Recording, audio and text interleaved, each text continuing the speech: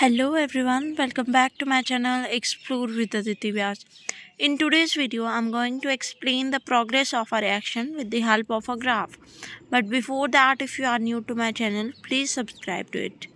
So according to concept of activation energy, the reactants do not change directly into the products. ठीक है कि अगर हम activation energy के कंसेप्ट की बात करें तो जो अभी हमारे रिएक्टेंट्स होते हैं, ठीक है, वो डायरेक्टली कन्वर्ट नहीं होते प्रोडक्ट में. ठीक है, रिएक्टेंट्स जो है वो फर्स्टली कुछ एनर्जी एब्जॉर्व करते हैं और उस एनर्जी को हम बोलते हैं एक्टिवेशन एनर्जी, या फिर वो एनर्जी इक्वल होती है एक्टिवेशन एनर्जी की जो उन रिएक्टेंट को एक्टिवेट करती है. ठीक है, similarly and thereby form activated complex, और उसी एनर्जी के यूज़ के बाद वो कॉम्प्लेक्स बनाते हैं, एक्टिवेटेड कॉम्प्लेक्स जिन्हें हम बोलते हैं.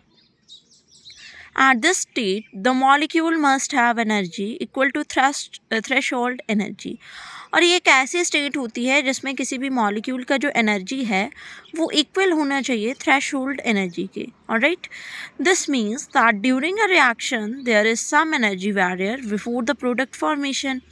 तो इसका मतलब ये हुआ कि जब भी कोई रिएक्शन प्रोसीड होता है तो वहाँ कोई ना कोई एनर्जी बैरियर होते हैं. मतलब जब प्रोडक्ट फॉर्मेशन होती है उससे पहले कुछ ना कुछ एनर्जी बैरियर्स वहाँ पे रहते हैं, and this energy barrier is called as activation energy barrier. कि कोई भी रिएक्टेंट जब प्रोडक्ट में कन्वर्ट होने लगता है तो उसको एक्टिवेशन एनर्जी चाहिए और वो इक्वल होती है थ्रेशोल्ड एनर्जी के. अब जब वहाँ कुछ बैरियर्स आ रहे हैं तो उन्हें हम बोलेंगे एक्टिवेशन एनर्जी बैरियर, जो उस एक्टिवेशन को एनर्जी को कंप्लीट नहीं होने दे रहे, प्रोसीड नहीं होने दे रहे. कंसीडर अ रिएक्शन, एक रिएक्शन को कंसीडर करेंगे. ए प्लस बी, ए और बी हमारे पास क्या है, रिएक्टेंट हैं. ठीक है, सो अब जो हमारे पास बीच में रिएक्टेंट से प्रोडक्ट जब बन रहा है तो बीच में जो रिएक्शन हो रहा है that is activated complex state और ट्रांजिशन स्टेट. तो ये जो बीच का एक प्रोसेस है इसको हम बोलेंगे ट्रांजिशन स्टेट, जिसमें ए और बी दोनों कंबाइन कर रहे हैं बट उस प्रॉपर मैनर में नहीं कर रहे हैं. अभी तक उन्हें एनर्जीज चाहिए फॉर्मेशन के लिए, बॉन्ड ब्रेक भी हो रहे हैं, बॉन्ड फॉर्म भी हो रहे हैं.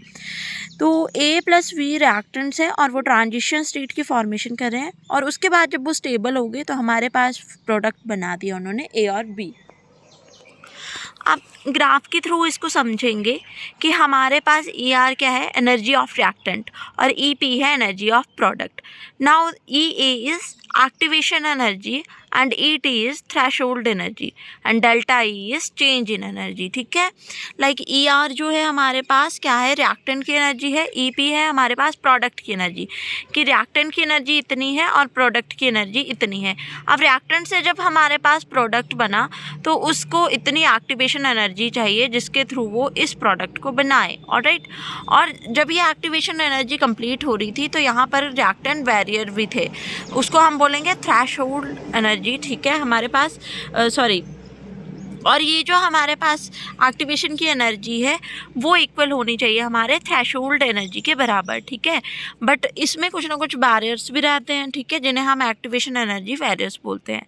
तो अगर मैं बात करूं कि कितनी एनर्जी चाहिए तो डेल्टा ई जो है वो टोटल एनर्जी चाहिए जब हमारे पास रिएक्टेंट से प्रोडक्ट बनेगा. Alright, so this is all about progress of a reaction. I hope you all understand it. Thank you for watching.